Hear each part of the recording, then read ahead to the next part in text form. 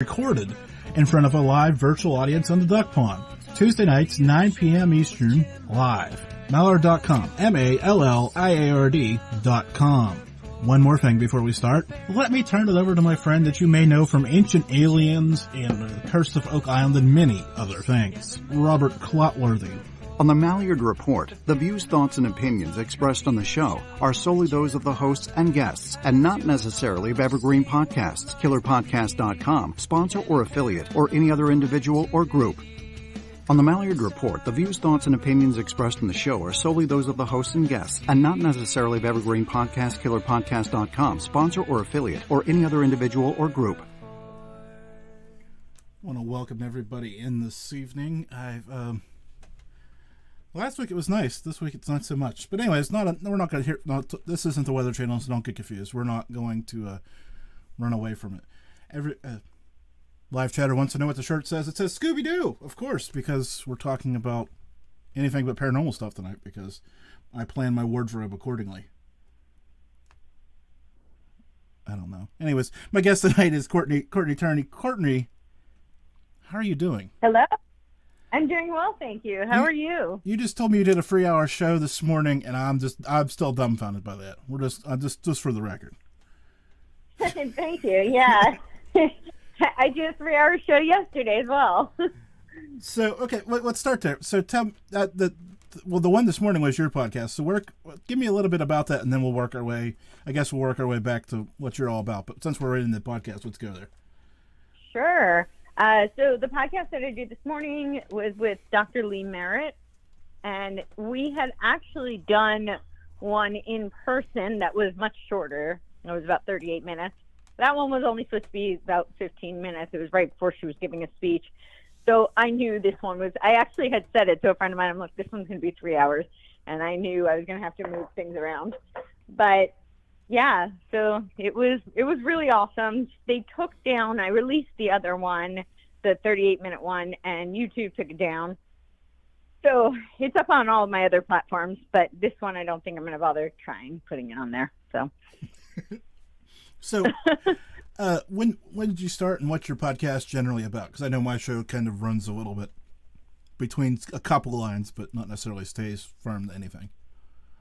Right. So it's my name. It's Courtenay Turner Podcast, and I release twice a week, although I'm about to start 3 times a week because I have so many sitting on my desktop. So Mondays typically are like political, geopolitics, history, sociocultural zeitgeist, and Thursdays are typically centered more around health, fitness, medicine, lifestyle. But the central theme is really about sovereignty, free will, freedom, that kind of thing. So personal responsibility. Yeah. So the Duck Pond is wondering, do you have did YouTube give you a reason they took the video down, or was it just one of these random it's things? Always misinformation. So they don't really tell you exactly what. This one was a little bit more specific. It said that they don't accept any claims about COVID that go against the guidelines of the CDC. Okay. Yeah, the CDC or I think the WHO. I think they said the CDC. Yeah. So, when did you start doing your podcast? I'm deeply fascinated because I've been doing it for way too long. Sorry. No, it was a little over a year ago. Yeah. So I kind of had the idea quite a bit before then, and I really started it a little over a year ago. So you're a COVID baby, right? Got stuck at home and had a COVID baby. Yeah. Exactly. And it was COVID that really spawned it. It was in 2020. I was out in California. The lockdowns were pretty egregious and pretty severe, and really just depressing and demoralizing. And I was having a really hard time because not only were we locked down, but everybody was wearing masks, and I'm hearing impaired. So I learned how to speak by reading lips. I didn't get hearing aids until I was almost 6 years old. So while I don't really think that the masks are beneficial for anyone. I think they're quite detrimental for everyone. They were really devastating for me because I became so much more isolated. Because now not only did I lose my job, my speaking events, really everything I was doing. So I was kind of cut off from all social contact. And then on top of it, if I did go anywhere or see anyone, I couldn't understand them because they were wearing a mask. And so I couldn't read their lips, and I really was having a really hard time communicating. And I felt really, really isolated, and I was just not happy, to say the least. So a lot of people had suggested starting a podcast, and I don't know, I had a lot of resistance to it. The whole idea made me really nervous. And then it kind of dawned on me that if nothing else, even on Zoom, at least I would see people's faces and have conversations. Because I realized how much I was hungering for those conversations. I actually would go down the block. I mean, I was in Santa Monica. I mean, the rules were just getting ridiculous. I would go like an hour and a half drive just to go for a hike because people were getting arrested on the mountain. So, it was that kind of ludicrous. And so I realized, though, that because essential businesses were things like liquor stores, donut shops, the gyms that I worked in were shut down, but those things were kept open. And so I would go daily to the liquor store, and I realized after a couple of weeks, I'm not, a huge drinker. So I would have, maybe one glass, if that even. But I realized by the end of a couple of weeks, I would finish. By a week or two, I would be finishing a bottle. And it was definitely more than I wanted to be drinking. And I poured a glass, and I didn't even like the taste of it. And I started to think about it. I'm like, why am I even doing that then? And I realized it was because the liquor store was the only place where I could walk in. He honored, my medical exemption not to wear a mask. He took his mask off, and he would have conversations with me, the owner of the liquor store. They weren't, these super deep kind of conversations or anything, but I realized that I was so desperate to talk to another human being that I went daily to the liquor store so that I could have a conversation with a human and see their face. So all this to say, that was kind of the genesis for the podcast. I realized that even if I did nothing with these conversations, I would be able to see people's faces and have meaningful discussions, and that might make me a happier person. So it might make you a happy person, did it? I'm assuming it did, but I just don't want to put words in your mouth.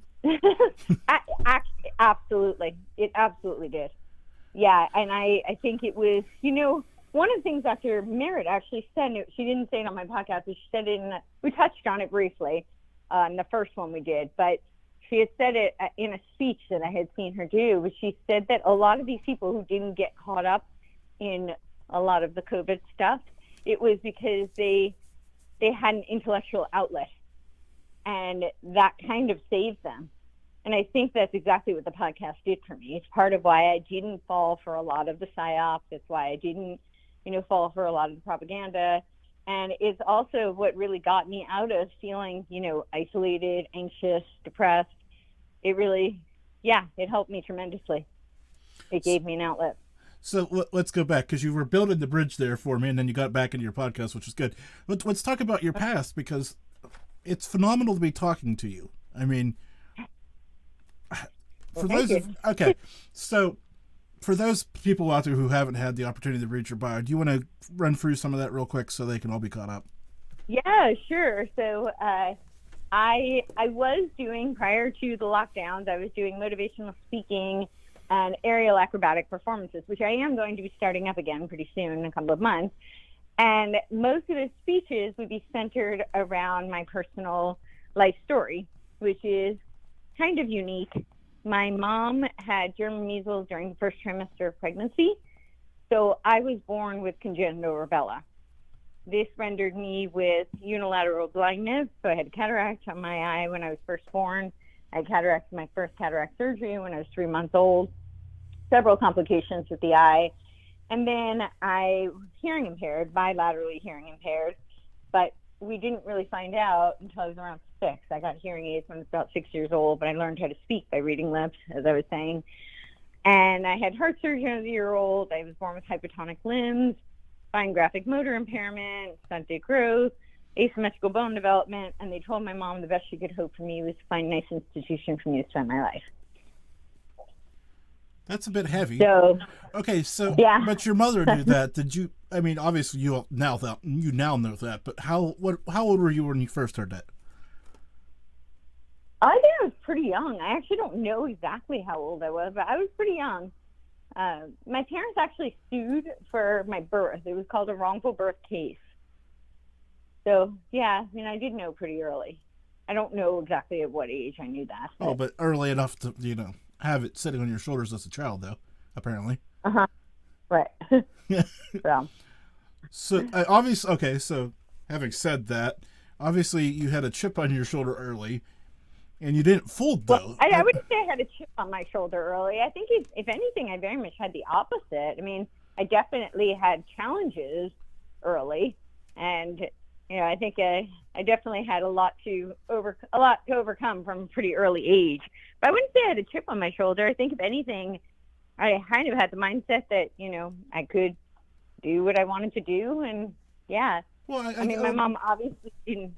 She obviously didn't believe them when they said, put her in an institution. So. Yeah, well, I guess that's what I'm saying, that you worked hard and wanted to get out of that situation, because obviously you could have folded the tent and said, yeah, that's where I should be. Mm-hmm. Yeah. And, so I've seen all these pictures of you up doing balance beam and all this movement stuff. So where is that? What kind of got you going? Yeah. So I do talk about that. I think a lot of things went into my healing and overcoming, but I think movement's a huge part of it. I think because I lacked, motion parallax and vestibular sense, that movement practices really helped me to increase my kinesphere, my proprioception, and just functionally navigate through the world in a way that I don't know that I would have been able to do otherwise. I think it really helped me compensate a lot. And in my speeches, what I talk about is that, we know a lot about how wonderful movement is for the physiological aspects of humanity. We know even emotionally and mentally all the great things that it does. But a lot of people don't necessarily know or recognize the more philosophical kind of components of movement. And that's really kind of what I focus on. I talk about movement being a metaphor for life and using your physical training as a teacher to overcome adversity, because it's so tangible and it teaches you so much about how you handle really everything. And I think that, paying attention to that and kind of using that as a guide can help you to overcome other obstacles in life. But, okay, now I'm going to throw this at you, and it's going to sound kind of awkward and strange, and I'm saying that up front. But you had impairments with 2 of the 5 senses starting out. So I'm picturing myself with this movement, and then I'm seeing you on a balance beam, and there's a gap there for me, because I'm thinking about myself being limited and wanting to, I don't know, for the lack of a better word, protect myself, instead of exploring those edges of things that make me uncomfortable being I don't want to say normal person, but I'll say it for this moment. So how did you overcome that obstacle, or that fear, I guess, I have of it? So I think for me, I'm somebody who really thrives on challenges. I've always kind of been that way. And I like to prove, what I'm capable of. And I like to, test it and discover it. So that's kind of just part of my personality. The balance beam is interesting because it was actually a concept that my mom came up with and my grandfather designed. So I was very, very young, like ages of 2, maybe 3. They would build this beam, and I wore a patch over my sighted eye every other day of my childhood. So I was essentially blind and deaf every other day of my childhood. And my mom thought, well, wouldn't it be great to, create this beam, and it would help kind of develop more of my vestibular sense and some of my proprioception, help me balance, because that was a challenge, being hearing impaired and visually impaired. And so what they did was they would have me walk on this every day, regardless of whether or not I had my patch on. So some days I could see and some days I couldn't. And if I completed it for a full week, they would make this beam narrower. So when I was about 4, I had gone to day camp and they had gymnastics. So when I walked into the gym, I saw the beam, and it was, of course, very familiar. And I ran over to it. I joined the gymnastics, and I really fell in love with gymnastics. So the beam was a very particular kind of special thing for me. But I think a lot of it really boils down to, I'll give you one more example. I think this kind of, really sums it up. I had a friend who asked me, I like to do physical challenges, and I was trying to climb a pegboard with a 53-pound kettlebell attached to my waist. And he asked me, he said, what is that all about? Is that really about, like, climbing the pegboard? And I said, no, it's about proving to myself that I can do difficult things, because there will always be difficult things to do. And that's like a really tangible way to prove to yourself that you can do difficult things. And I think we often in life doubt that. Life can be really hard, and a lot of people, there's a lot of naysayers, and, sometimes the biggest naysayers are ourselves. So testing ourselves regularly and surprising ourselves with being capable of more than we thought, I think is just really profound and useful. So, okay, so let's boil this down, because this is where it's going to get good. So you mentioned the naysaying voice in our own head, and you mentioned it even with your own show about how you just weren't sure how it was going to go. So even then you mentioned this horribly uncomfortable carrying a 53-pound kettlebell up over climbing, and that just blows my mind too. Okay, so you're blowing my mind here, so it's all good. But how do we take that? The first step is obviously the hardest. I think we've all heard that before. But how do we get the mind right and spinning the right direction to make us accept these challenges and start taking them on?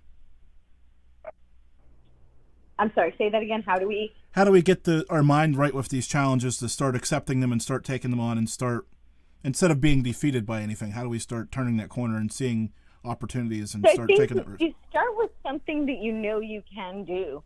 And that's, again, why I think movement is really awesome, because sometimes, like, I always would have, like, a regular kind of workout routine was always scheduled into my, practice, like, most of the time daily, but even if it wasn't daily, it was always built into my routine. And a huge part of that is that it's one thing you check off the box, and it's one thing you're going to feel accomplished when you leave. And I think that's exactly how we do it. And it would make me feel empowered to then go take on other challenges throughout the rest of the day.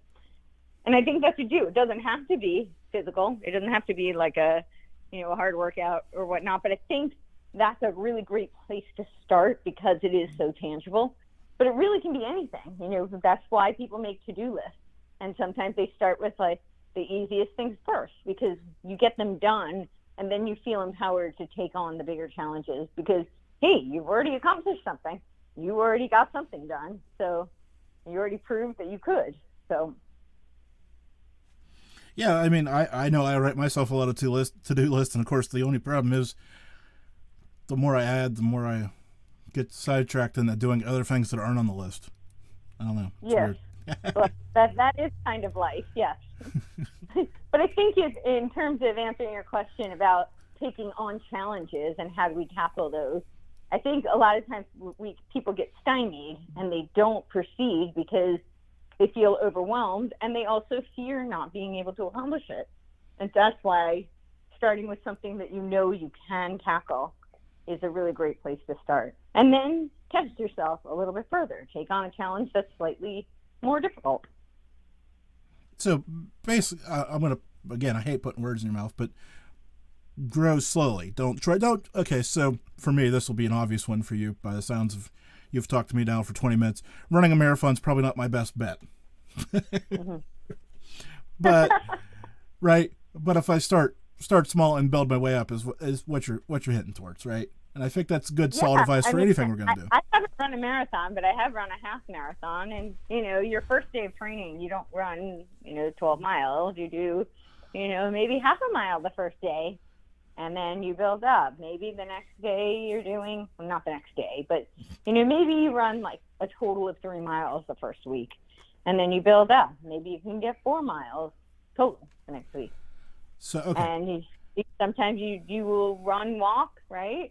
Sometimes you'll do some sprints, so you build in different challenges, and then eventually you're running 26 miles, So I know this probably isn't the best format for this conversation, but you've mentioned movement now a few times. So help me out here. I mean, obviously you've said it's important, but what kind of movements are you talking about? Just being up and walking, or? Yeah, I mean, I really call it movement because I say all human beings are designed to move. The ways in which we do are unique creative expression. So I think movement is really personal. Some people are natural dancers, other people are not. Some people are natural skiers and other people are not, But I do think that people have, and some of that's just preference, but some of it is their innate talent and ability, and personality plays into that as well. So I encourage people, I don't call it like training or exercise, and I don't want it to be structured for people. I really want to encourage people to find movement that they enjoy, that feels like their expression. And walking, people really underestimate the power of walking. I mean, walking is one of the best exercises out there, but it's not only a great exercise, it can be incredibly meditative. Almost everybody's designed to walk. Not everybody's designed to run, but most people can walk. And it can be really, really beneficial, and not just physiologically, but in many other ways. So I this is going to sound bad. This is not a plug for either of our podcasts. Maybe it is. Maybe I should not. Maybe I shouldn't say this. But walking and listening to podcasts is a great activity because it kind of keeps the mind going in a positive direction that you want it to go. But I support it, and absolutely. But yeah, I mean, because I do think it has a meditative quality. And I think moving meditation is one of my personal favorites. So, and not to knock any of the musicians out there listening, because I know I've got a few, but listening to a podcast is better than music because, well, hey, music has its time and its place, but I want people to think of just a touch more, just a touch. I think I like music for running, I think for walking, this is just me personally, I would prefer a podcast because I think when you're walking, you're taking things in. It's a very kind of, whereas when you're running, it's very directive. So I think you're more able to process and absorb through when you're walking, but that's just me. I don't know. So now I've got another bridge that I need to build here because I'm a little... I love doing this, painting this complete picture of a person. So you went from at the summer camp doing the gymnastics, and we've kind of built back the other way of doing the podcast, but did some speaking there. But how do we get from, well, now we've got the two sides. So how do we get from doing the gymnastics to all this other stuff? Oh, well, it depends on which other stuff we're talking about. There was a lot of life in there. Well, that's what I'm saying. We've kind of went back and forth from the beginning to the end. Well, the end to the beginning, but we have to kind of build in the middle there. So, wherever you want to go with it. I mean, I don't want to get too personal with you, but there's a lot that has to evolve in there. Sure. I mean, I did a lot of gymnastics is always a huge part of my life. I did a lot of sports, though, all the individual sports like figure skating, horseback riding, dance. I didn't do any of the team kind of ball sports because I don't have motion parallax. So I tried lacrosse, and then I came a 16th of an inch of going blind because the ball smacked me and scratched a 16th of an inch away from my cornea. So in the IAC, so yeah, ball sports and contact sports are not my thing, but so I stayed with that for quite a while, and I didn't do sports in college. I went to a very small, very academic school. I was a philosophy major. I graduated. I don't know. There's a lot to fill in all over the place, but I was an actress, producer when I first graduated, and at some point I moved out to LA, and I don't know what else do you want to know. Well, there's obviously a lot. I was gonna say there's a lot there. So you okay? So now we're inching closer. You graduated from school. You moved to LA.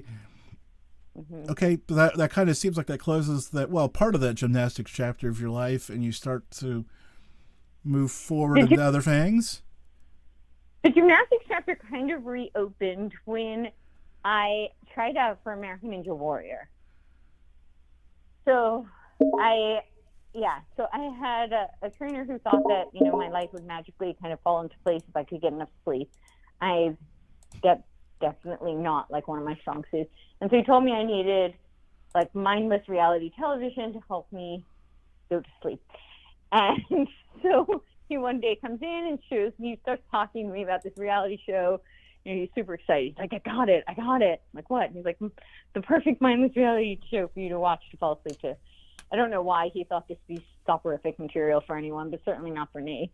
And so he's explaining to me that there was a girl who was, close to my size, a former gymnast, and she was the first woman to make it up the warp wall.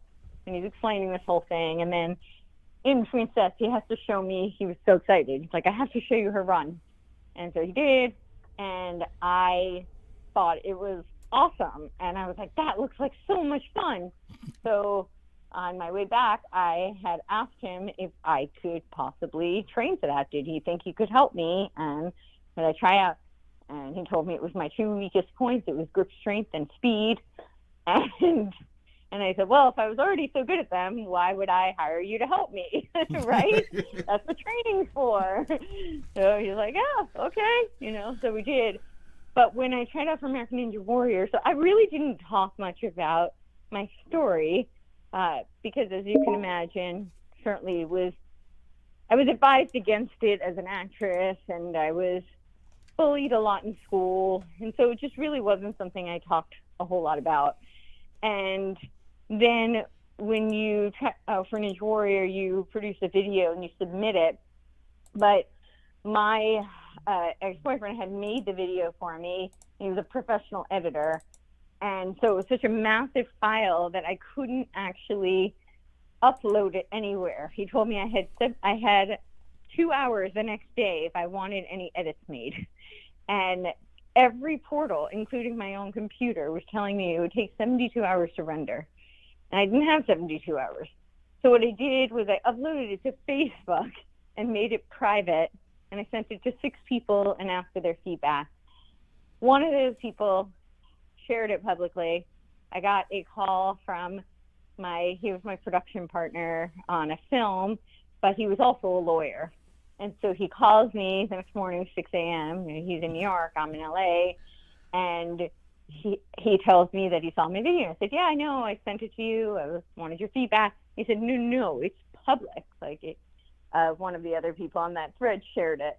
And I immediately started crying. He, of course, assures me legally you're fine. You say it's a submission video. They can't do anything to you. The only thing they can do is not pick you. And he said, honestly, I think that's what's going to happen because he said the power of your story is the reveal. So, he was a director. That was how I knew him. And he said, from a director's standpoint, most people, you hear their story and then you're rooting for them, like the underdog.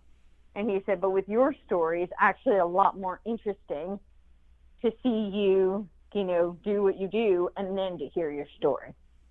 And he said, but if it's already out there, then they don't have that. The producers don't have that to work with. So anyway, all this to say that overnight, 3,000 people had seen it. I was looking to go take it down. Back then, Facebook didn't allow you to take it down once somebody else made it public. It was just, I know it's different now. Now, somebody else can make it private, but it was already shared and it would just keep sharing. And so I just obviously left it up there. And I didn't get picked to run the course. And sorry, this is so long-winded. No, you're good. This is good. This is what we're talking about here. So all this to say that when I didn't get picked to run the course, I was really, really devastated because I had put so much into it and, I felt really vulnerable. And I'm just the kind of person, when I go all in for something, I go all in, So I gave myself, time to mourn. I didn't do pull-ups for 6 weeks, which was a really big deal. I emotionally couldn't handle it. And then after that, I said, okay, well, now it's time to move on. And I felt that it was really important to find something positive that I could learn from the experience and move forward. And what was kind of overwhelming for me was this resounding response from everybody saying how inspiring my story was. And I live with me, so, I don't find me all that inspiring. But I thought, well, wouldn't it be so inspiring to have a show that was centered around athletes with disabilities? I thought, the audience would be really inspired by them, and they would be really, validated and vindicated. So I started to interview some who I had known, and what I learned was that most of them didn't move in spite of. Most of them moved because of. And that's when I realized, really what I was looking to get across to people was that, all human beings are designed to move, and the ways in which they do are their unique creative expression. And so that's when I started my show, WIM, What is Movement, where we explore ways that movement helps people to heal emotionally, mentally, physically, and spiritually. So, and that one's still in the works. I've got 9 episodes now, I think, but it's really much more of a show. So I have 2 shows. I have my podcast, and then I have a show with 5 women. We've done 2 episodes now. It's kind of like a counter to The View. It's called The Right Voices. And I have my WIM show, WIM, What is Movement, where we explore ways that movement helps people to heal emotionally, mentally, physically, spiritually. And then I have the Courtenay Turner podcast. So. And you still haven't slept enough? No. Say what? You still don't sleep enough? Right, exactly. That's all I heard. You've listed all these projects you're working on, and all I heard was I'm still not sleeping. Yeah. After all that, but I'm much better at it now. Like I don't really. It's more of a time kind of thing. Whereas I used to be really an insomniac, whereas now I'm really not. If I have the time, I can sleep, and I really do budget it out. It's just not always as much as I'd like. Well, but you got these lists now to keep you. See, now I will tell you this: right before bed, I do make sure I have a list of things that are pressing in my mind. That way, I can try to turn off a little bit easier. That I'm not worried about forgetting something. Yeah, no, I think that's great. I think that's very helpful for people. Yeah. I don't know if it's helpful, but it seems to work. A little bit. Of course. Well, then it's helpful, right? Of course, the only problem is then when I start writing and I start to develop the idea a little bit more, right? And then it becomes a problem because, well, as you can imagine, I'm doing this to turn off and go to sleep, not sit here and write the book on this. Yeah, that could be problematic. I can see that. Yep, for sure. So you're developing all these things and growing in all these different spaces. How do you keep, I don't want to say motivated, because obviously you've got enough motivation for both of us probably, but keep focused on the end of it all, because like I said, you've got a lot going on now. Oh, that's a good question. Yeah, I don't really struggle with the motivation at all. I mean, that's really not very challenging for me. The end of it, I think the biggest thing that I struggle with right now is just I would like more hours in the day. That would be helpful. You'd fill them all. You'd fill them all. Yeah, I think so. For sure. So, which would be great. Then I would be that much more productive. So, I don't know. You wouldn't sleep anymore. I know that much. Maybe. No, that would be put in there. I mean, I don't have a problem sleeping anymore. That's not like a problem. And Ninja Warrior did not solve that, actually. But now it's just, I don't always have time for as much as I would like. So, yeah. So when you think about 2022, 2023, you've got the shows, you've got the podcast, do you see people getting back into doing, well, you're a speaker, so conferences and all that stuff, or has the world moved from that, or moving back towards that? Or? I can't even count how many conferences I've been to just in the past few months. I mean, so yeah, I definitely see. I haven't seen, like, I moved out of California, so I definitely not seeing people shut down at this point. Which I find interesting. I mean, the whole thing's interesting as the world kind of evolves, but we've all kind of changed. Like, obviously, you've got a podcast now, so you've got a so you've got that baby to take care of. Very different than 2 years ago, for sure. I was, speaking and coaching CrossFit and training clients, and it was very, very different. Oh, wait! You mentioned training clients. So when did the trainee become the trainer? So at some point so I didn't make Ninja Warrior, and then I got really involved in aerial arts, and so I was looking for things for grip strength. And then I don't know, at some point I tried CrossFit. I was looking not to be working with a trainer at that point, so I was looking for something else that I could do. And I had a friend who, when I went to visit her, had me join her for a CrossFit class. And it was Murph. That was my first workout. So she had me do like all the pull-ups. And then a couple of years later, when I was trying to figure out what else I could do, and I didn't want to just join another gym. I don't know, the prices had gotten really expensive. And so I had tried CrossFit, and I really loved it. Like, I loved it so much that I got my L1 within like a few weeks of joining CrossFit. So I got certified as a coach, and then I had my training certification when I first graduated from college. I trained a couple of clients back then, but I really didn't keep up with that. But then I did the L1 certification for CrossFit, and I ended up filling in at the gym, like just to help them out, because they had coaches who were just constantly bailing out, and I lived really close. And I was like, I do have my L1. If you're ever in a jam, you can call me. So, but I ended up coming on staff, and then I started just training clients outside of that also. So, and I worked at 2 different gyms. So we went from paying for gym memberships to having them pay you for teaching classes. Yes, I did. Which is just, again, fascinating. So what? Okay, I hate to say this, but what's next in that arena? Because you're always bad pun, because we talked about this earlier. Climbing the hill. Climbing the L. So I don't know what's next in that arena. I mean, I think I'll mostly just going back to. On that front is developing WIM, doing the speeches and the aerial performances, which I have.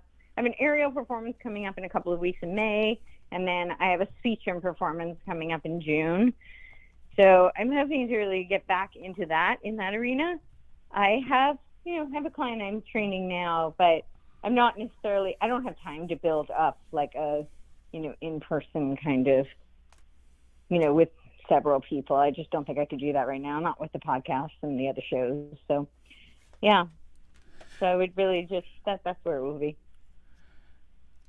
I'm still trying to figure out how you keep this all together, because you have the energy and you want to keep moving, right? So that's got to be a blessing and a curse at the same time, though, right? Because the blessing and a curse to have all this energy to want to keep moving. But you told me, the last 2 days you've spent 6 hours doing podcasts. So how do you manage that energy to want to move and sit and talk to people? Well, I go to the gym like usually, I wouldn't say first thing in the morning. It's usually a few hours after I've been awake, but I go almost every day, and then I do my aerial training. I carve that into my schedule, and and then I periodically will take walks and whatnot. And then the rest of the time I spend researching, reading, podcasting, and So it's a balance, right? You can't move all day long. In fact, I mean, when I was training for Ninja Warrior, I did a lot of that. I mean, I was really trained. Even when I was coaching, it was way more time than it should be, because then you don't have time to recover. And that's why athletes tend to break down so early. So you want to move enough to, that you want, it should be so that you can move for the long run, not so that you're like killing yourself every day, all day. Yeah, I think I've seen Tiger Woods say that if he had to do it all over again, he would have ran so much. He would have did some other stuff. Yeah, I mean, my knees would have appreciated if I ran less, and I really don't run much now. So okay, I think about that Yogi Bear. I think it was Yogi Bear. I hate to associate somebody with a quote and then not be right about it, but they were talking about baseball being 90% physical and the other half mental. Mm-hmm. Cool. So yeah. something like that. So how much of that balance do you see? When you... I see a lot of, so much of, especially with sports, is so much of it is mental, really. We're often capable of so much more than we think we can. Our limitations often are mental. That doesn't mean that there aren't physical limitations, but a lot of it, and I really know this personally, for me, I'm very much kind of a sheer will type person. I will kind of will myself to do a lot more than I probably, would have been, than one would have thought I would be able to do. So, yeah, I think mental absolutely requires a lot of focus. Even things you wouldn't expect, like weightlifting, actually requires a lot of focus. If you're not in the right mindset, it's really hard to make that lift. If it's really going for a max, any kind of an aerial kind of piece that I'm doing, you have to be in the right mindset because it requires so much thought process. It's like a dance. You have to remember the routine. So, yeah, I think that's pretty on target. So help me get there. How do we get better prepared to do these things? Is it meditation, or is it just repetition of doing them? Or yeah, it's doing it. Yeah, so you get better at anything. So, is there an overwhelming philosophy when you're trying to get into this mindset, or is it just working through it? The mindset of what? Of like... Well, so when you do your aerial routine, right? Uh-huh. How do you get mentally in? Because, I'm thinking of the stick and ball world that I dabbled in. I won't say I did anything great with it, but there's still, you're still playing a game, so you're still doing it, right? It doesn't matter what the level is, you're still involved. Sure. But what you're talking about is individual to the individual level plus this other level. Bad pun, like other level, because you go from dance to doing it in the air. So there's different. I am saying levels again. I can't think of a different word. But you know what I'm saying. Like, So go ahead, answer my question before I ask another one. And don't give you a chance to answer this one. So I think people expect like this when you talk about like mindsets, like some major shift is going to occur. And I don't think that that's accurate. I think it's more you just have to do it. And then as you do it, you reinforce this notion that you can do it. And it gets better. This is why, for most people who don't want to move, you tell them to walk 15 minutes a day and just start with that. And it usually leads to half an hour, 40 minutes. For most people, just getting to the gym, they'll end up staying there way longer than they thought they would.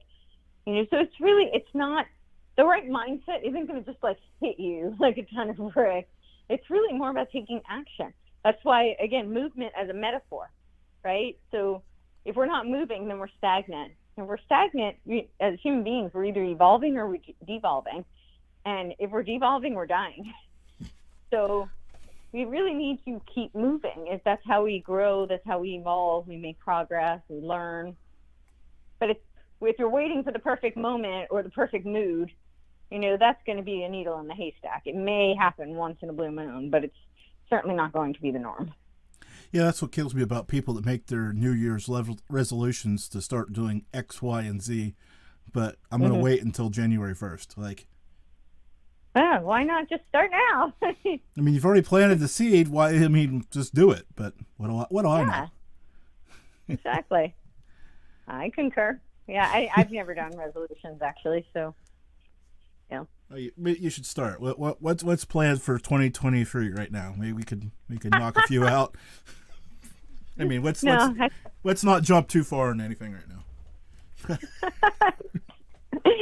Yeah, no, I resolutions, I feel like set me up for, I think that's a way to set people up for disappointment. I'd rather just, whatever it is you want to start doing it. And it always fascinates me because there's always these, and it's always about the same list, right?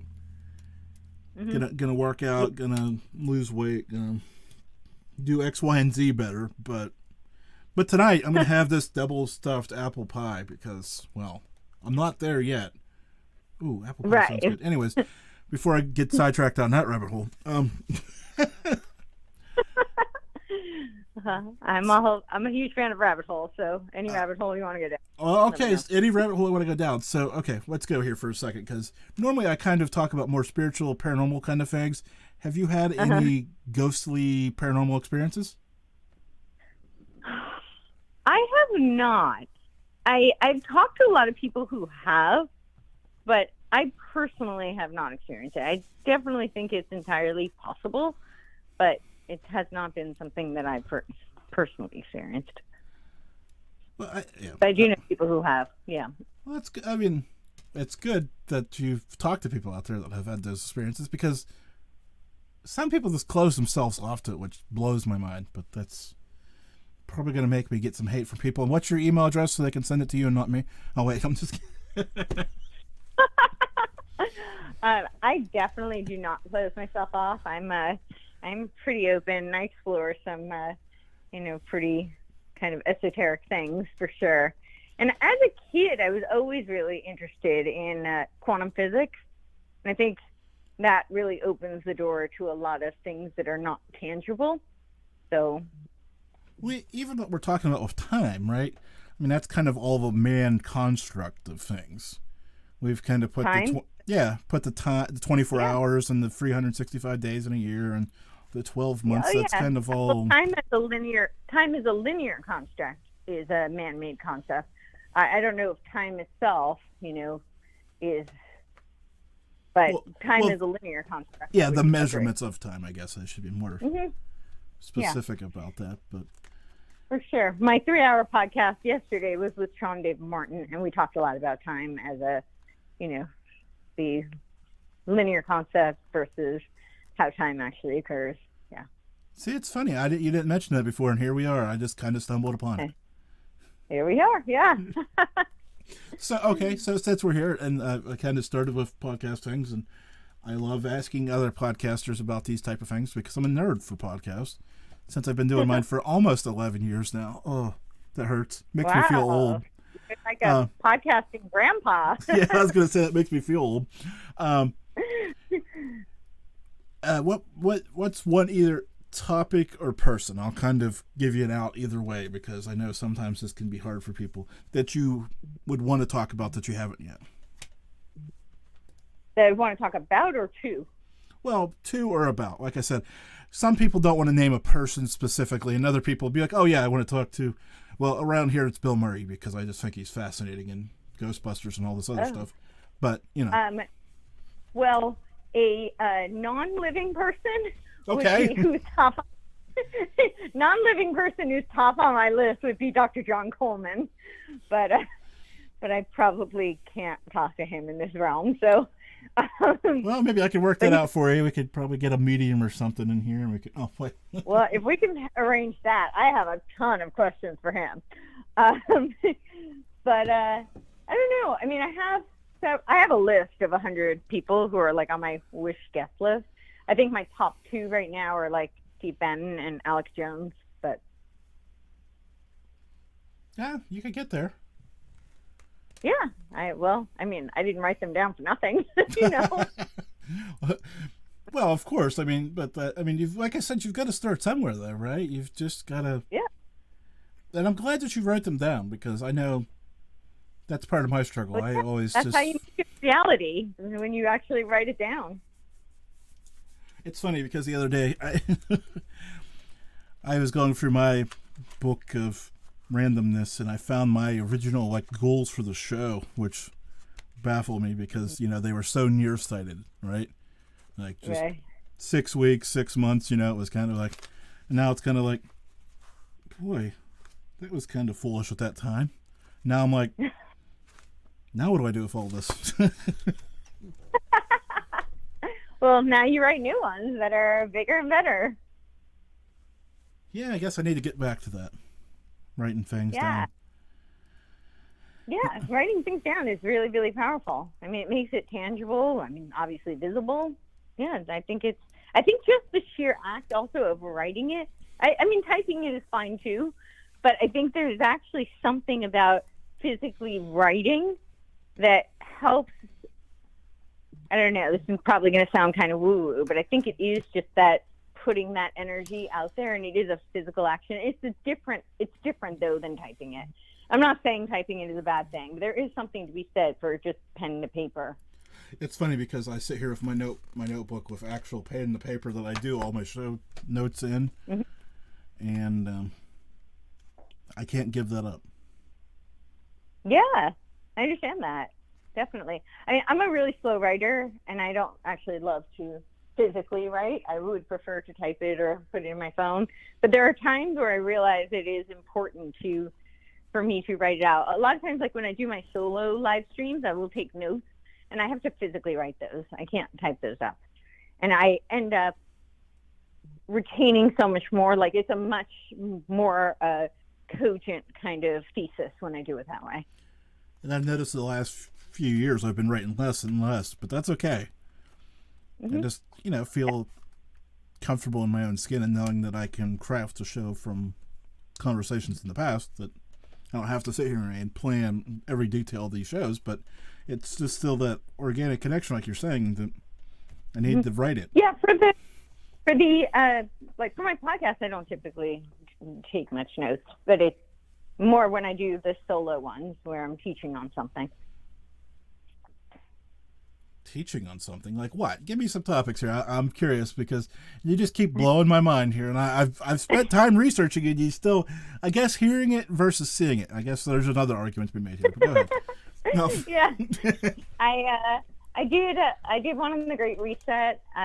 Sorry, not the Great Reset. I did one on like the backstory of Klaus Schwab. I'm going to do one on the Great Reset, but I did one on the backstory of Klaus Schwab, like who he is and who his family was, and then I did one on Tavistock,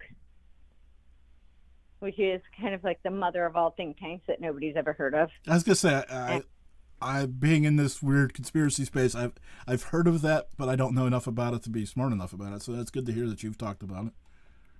Yeah, that's actually kind of one of my specialties, and I feel like nobody's heard of it, and that's part of why I feel like it's really important to talk about.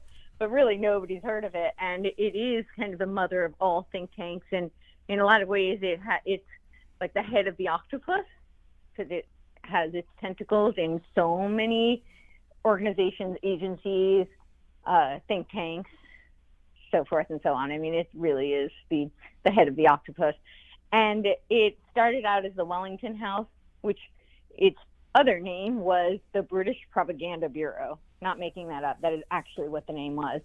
And then in 1921, someone whose last name was Tavistock donated money for a building to do research on shell shock, and which eventually led to trauma-based mind control. But that was in 1921, and then in 1948 it became the Tavistock Institute of Human Relations. So that's the Cliff Notes. I wish I had a think tank. Oh, wait. You have a think tank? I do. I have a think tank. It's called the Duck Pond, and the people over there, there's probably 5 or 6 of them who have absolutely fell in love with you and probably going to be following you all around social media now because that's what they do, just so you know. These live people make my show go much easier for me. I'm sure you know that. Real humans, yeah. Yeah, real wonderful. Humans, real interaction, and yeah, so that's my favorite. So there you go. So it's good being out there in small groups and having people do your thinking or making you think. Either way, you do that. Yes, those are good things for sure. I would too have a show with you without you. It just wouldn't be as good. Just for the record. Okay, sorry, arguing. Back to you. So let's end with some general randomness, because I normally try to do this with some guests just for fun's sake, because we had a lot of fun tonight. But okay, so here we go. I think it was a lot of fun. Yes. So I hope it was fun for everybody. But okay, so like favorite breakfast food, or favorite breakfast, I guess. Interesting. I don't know. I mean, I'm probably going to be boring and say like eggs or omelets. Yeah. Okay. Well, omelets is a little less boring. As long as little less boring. Yeah. Yeah, and I really like smoked salmon. Okay. For breakfast. Yeah. I could see that. That'd be good. Yes. Somewhere in the world that you'd want to travel to. Well, I probably will never be able to get clearance for it, but I would be really curious to see Antarctica. Yeah, you're not getting there. I know. I know. Me either. I am very curious. Just for the record. I'm sure I'm on some of those lists. That goes without saying. Waves hello to the people who listen to me at the Pentagon again. Yeah. No, I got an email from .mil email once. They do listen. I'm sure. Which is good. Okay, so where did it go? Oh, pineapple on pizza. Yes or no? Nah, but I'm not like I'm not passionate about it. You know, it just wouldn't be my choice. But I'm not one of those people who's like, oh my goodness, that's the worst thing ever. Oh well, you've got to take a hard stand around here. So no. Yeah, I've got a lot of things I take hard stances on. Pineapple on pizza is just not one of them. Yeah, I would just say it wouldn't be my choice. I just seen this in the chat room, so somebody's gonna have to fact check. Antarctica has vacation tours there. Her friend took her daughter. Really? So we may not need clearances or to rent a boat. Whoa! So is it like some specific part of Antarctica that they let people go to? Yeah, probably the part that we don't want to go to. Antarctica, they've lied about even the dimensions of Antarctica, and then they had to correct it. Well, they have a hard time measuring things. Okay. Right. Maybe it was just an innocent mistake. Yes. 5. It's measurements. It's subjective. Well, right. I mean, 2 + 2 is 5. Silly me. Yeah. I mean, we can't expect people to know or pay attention or understand or even care. Nah. Yeah. Of course. Overrated stuff. Let's Totally. see. I think you kind of already dabbled with this, but so living or dead, you could have 3 people over for dinner. So say that again. If I could have 3 people over for dinner. Yeah, living or dead. They could be alive or okay. Huh.